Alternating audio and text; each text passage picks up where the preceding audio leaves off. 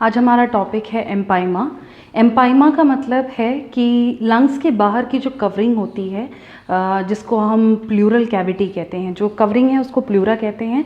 Pleura का जो layer है और जो लंग्स होता है उसके बीच की जो स्पेस है उसको प्लूरल कैविटी कहा जाता है। ओके, सो इस प्लूरल कैविटी के अंदर अगर किसी कारणवश पस भरना स्टार्ट हो जाएं तो ऐसी एक सिचुएशन को हम कहते हैं एम्पाइमा। ओके, सो एम्पाइमा होने के क्या क्या कारण हो सकते हैं? ज़्यादातर हम देखते हैं कि निमोनिया होने के बाद एम्पाइमा के चांसेस बहुत बढ़ जाते हैं। उसके अलावा अगर लंग्स के अंदर एब्सेस हो, मतलब पस के पॉकेट्स लंग्स के अंदर अगर हो, तो भी बाहर की जो कैविटी है उसके अंदर पस भर सकता है।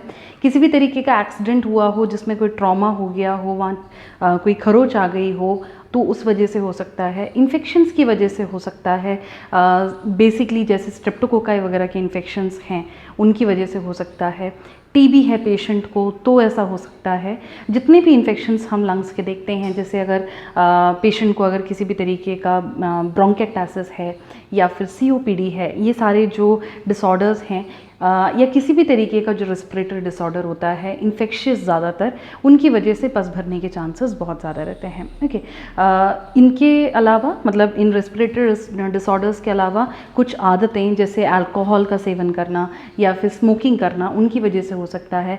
अगर पेशेंट को लंग के अलावा भी कोई डिसऑर्डर्स हैं, जैसे पेशेंट को ब्लड रिलेटेड कोई डिसऑर्डर है जिसकी वजह से ब्लड ठीक से सप्लाई नहीं हो रहे हैं और उस वजह से सेल्स अगर डेड हो जाते हैं और वो पस बन जाते हैं, या फिर ऐसा हो सकता है कि पेशेंट को डायबिटीज़ है, उस अवस्था में भी हम देखते हैं कि there are chances of empyema. Okay, अगर हम बात करें कि क्या लक्षण हैं एम्पाइमा के, तो एम्पाइमा के लक्षण में ऐसा होता है कि जैसे पेशेंट को अगर हम खांसने कफिंग एक्सरसाइजेस देते हैं या पेशेंट अगर खांसते भी हैं तो ये जो कैविटी है ये क्लोज्ड है, इसके अंदर से जो पस है वो कफिंग के दौरान बाहर नहीं आ पाती है, तो इरिटेशन की वजह से पेशेंट को सूखी खांसी होती है, ड्राई कफ के अलावा पस है तो वहाँ पे फीवर होने के चांसेस हैं, कपकपाहट होने के चांसेस हैं जिसको हम चिल्स कहते हैं। जो चेस्ट है वो बहुत भारी लगने लगेगा तो चेस्ट में पेन होने के भी चांसेस हैं। साथ ही साथ सांस लेने में दिक्कत होगी, शॉर्टनेस ऑफ ब्रेथ।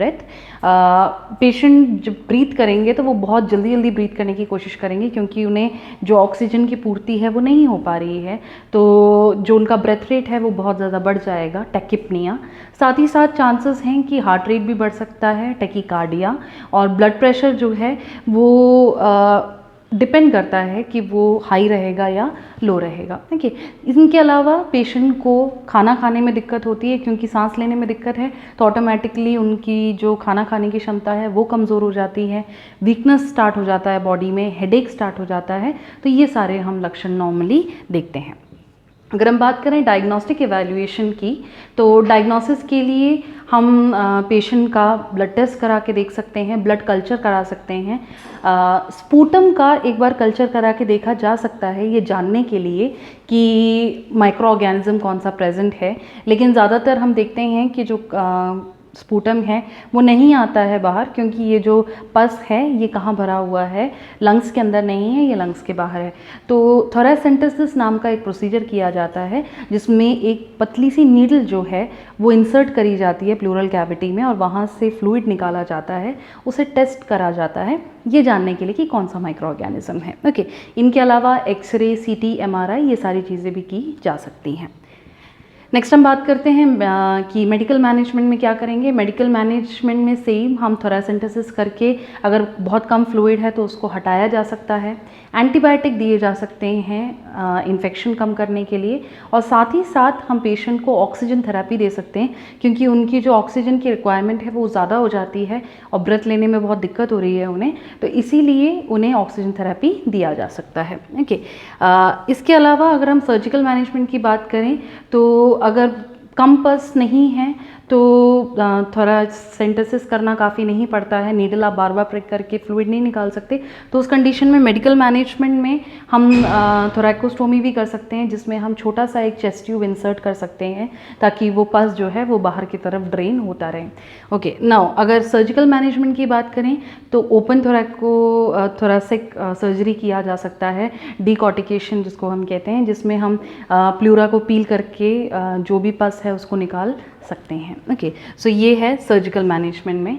अब लास्ट है nursing management. As a nurse हमारी क्या रिस्पॉन्सिबिलिटी है, हमें प्रॉपरली पेशेंट का फ्लूइड लेवल चेक करना है, फ्लूइड ज़्यादा लेने के लिए हमें इनक्रेज करना है ताकि ये जो म्यूकस है या पस है वो गाढ़ा ना हो। हमें स्टीम इनहेलेशन देने हैं पेशेंट को, अगर बहुत ज़्यादा कंजेशन फील होता है पेशेंट को, ऑक्सीजन लेवल मेंटेन करके रखना है ऑक्सीजन थेरेपी देकर, साथ ही साथ उन्हें प्रॉपर एंटीबायोटिक थेरेपी जो है वो कंटिन्यू करानी है, और उन्हें एडवाइस करना है कि मिल्क या मिल्क के प्रोडक्ट्स जिसकी वजह से जो म्यूकस है वो बहुत ज़्यादा गाढ़ा हो सकता है, वो चीज़ें अवॉइड करी जाएं। अल्कोहल या फिर स्मोकिंग जैसी जो आदतें हैं उन्हें नहीं कंटिन्यू करें। ऐसी सारी जो एडवाइसेस हैं वो हम पेशेंट को दे सकते हैं। ओके, सो ये था एम्पाइमा के बारे में। आई होप कि आपको ये टॉपिक समझ में आया होगा। इससे रिलेटेड आपको अगर कोई भी डाउट है तो आप पूछ सकते हैं। Thank you.